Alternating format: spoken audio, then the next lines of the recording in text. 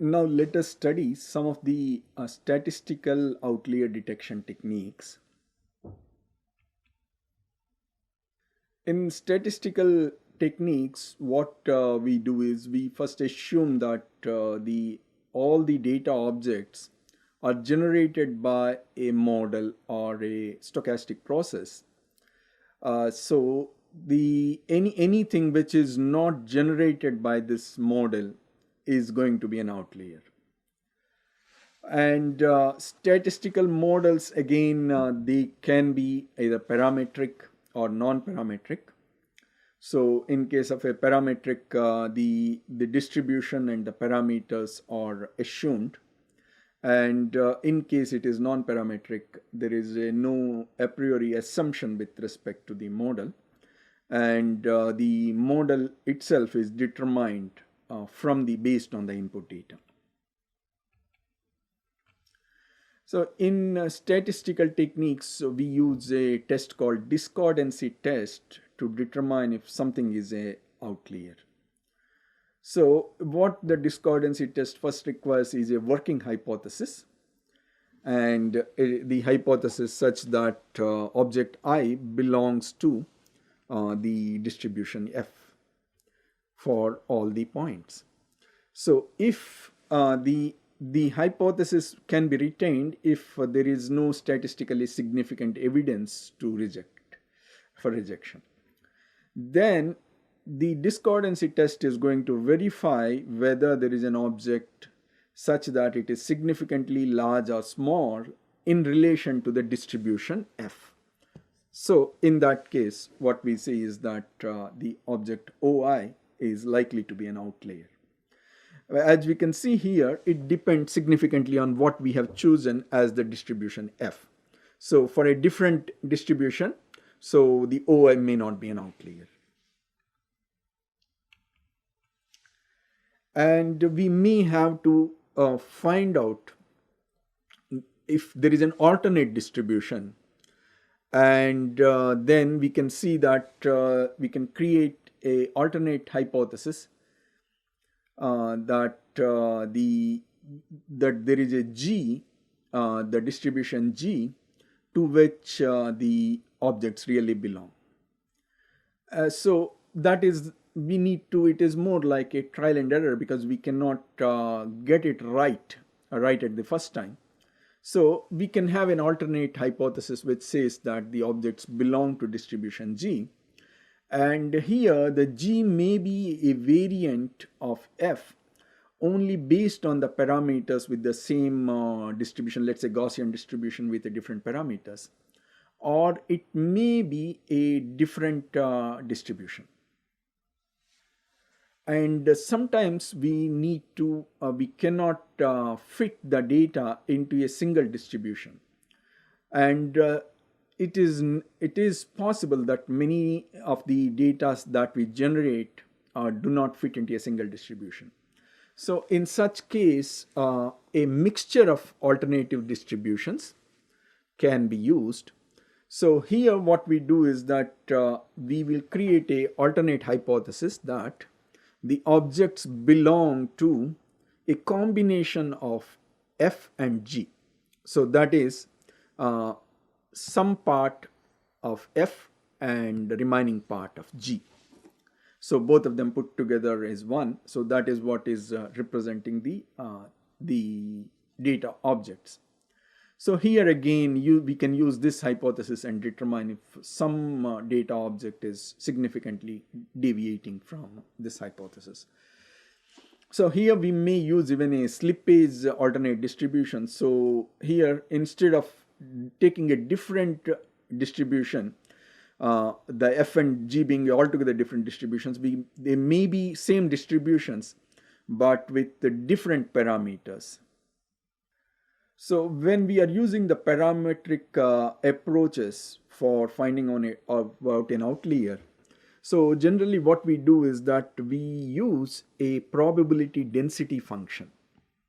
So the probability density function is going to tell us the possibility of finding where is the range or the value where we are going to find most of the data objects. So given an object, if we find that its probability density function is turning out to be very small, then it is likely that that object is an outlier.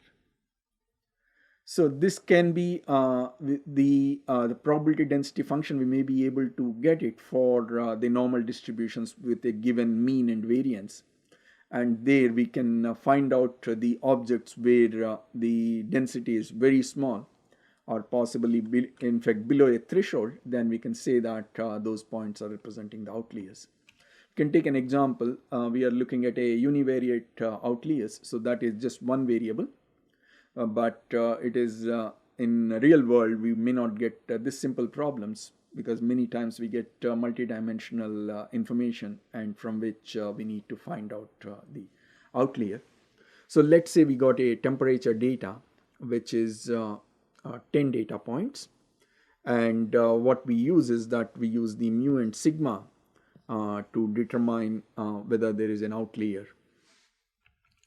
So when we calculate the mu for all these 10 numbers, we are going to get a mu of 28.61, and sigma is going to be 1.51. So we know that the mu plus 3 sigma in a normal distribution contains 99.7% of data. So if we think that anything which is beyond this range is likely to be an outlier, then we can check for each one of these values if they're falling outside this mu plus minus 3 sigma. So as we observe the values, we are seeing that there is a value 24 for which we are getting it is beyond 3 sigma. So that is, it is coming to 3 mu minus 3.04 sigma. So what it means is that it is beyond this range of 99.7% of data. So if this is our threshold, then we can say that this 24 degrees temperature must be an outlier.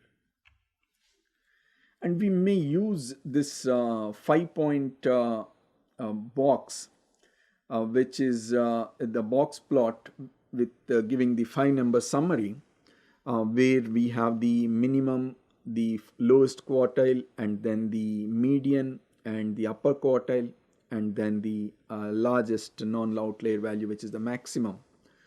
And we can use this plot to find out if there is any outlier in the given data. So what happens is here we are again depending on the same principle.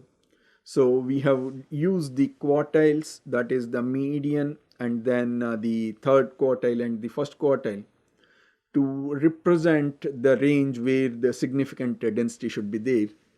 And we have provided, which is these points which are the max and min, which are coming from the Q1 minus 1.5 times IQR, and then Q3 plus 1.5 times IQR.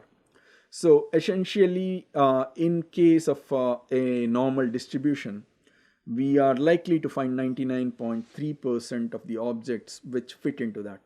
This is pretty similar to the 3 sigma criteria. And we can say that anything which is outside the range of max and min is an outlier. If we have a data objects which are multivariate, then it's going to be more challenging. We need to work out either we can convert the multivariate into univariate, and then we will be able to detect. So one way which we can do this conversion or the transformation is using the Mahalanobis distance. So Mahalanobis distance uses the principal component axis and gives the weightage along the axis the appropriate normalization, so that all the axes are treated, get equal significance with respect to determining if some object is an outlier. So in case we get a distribution of the points which are along a particular principal axis, then it normalizes the point so that along this direction it provides for higher range compared to along this direction.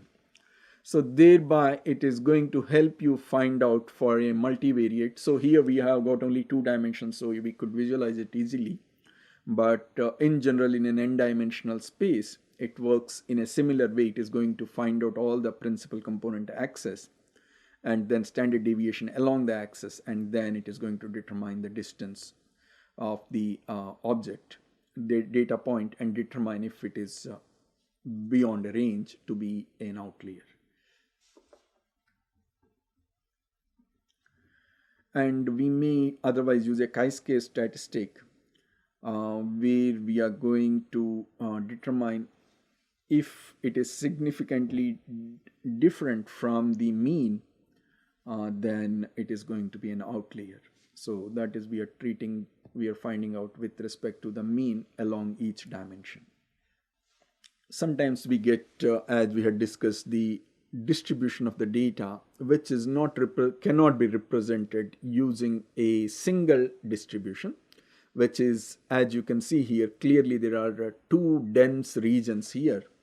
So in that case, we need to create a new probability density function that is a combination of 2 density functions.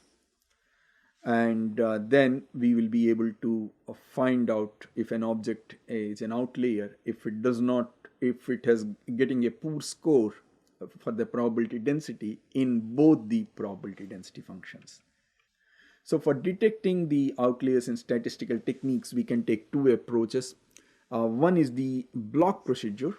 So here what we are treating is that we are treating them as an outlier at once. We are looking at the entire data, and then we are trying to recognize the suspect objects using some technique at once with respect to all the data.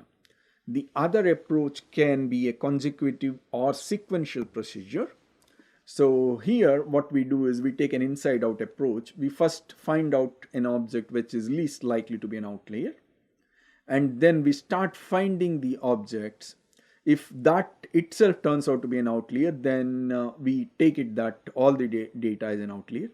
So if it is not, then we find out the next most extreme object, and then we start finding out, we continue this procedure till we reach a point where we realize that everything beyond it is an outlier.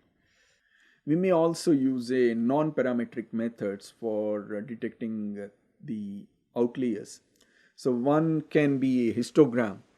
So what we can do is that we have a data here, we have got a data of the amount of transactions in let's say retail store, and what they see is that 60% of the transactions fall in this range and 20% in this range, and let's say it is in the form of a multiple of $1,000. So 60% of the transactions are below $1,000, 20% are in the range of $1,000 to $2,000, 10% in $2,000 to $3,000, and so on. And we see that the transactions which are beyond 5,000 is 100 minus this 60, 20, 90, and then 99.8. So that leaves us with 0.2% of the transactions have an amount higher than 5,000. So if we get a new transaction, we can use this histogram to determine if it is normal or abnormal, because we may set a threshold. Again, in this case, let's say it is 0.2%. So we'll see that anything which is higher than $5,000 is likely to be an outlier.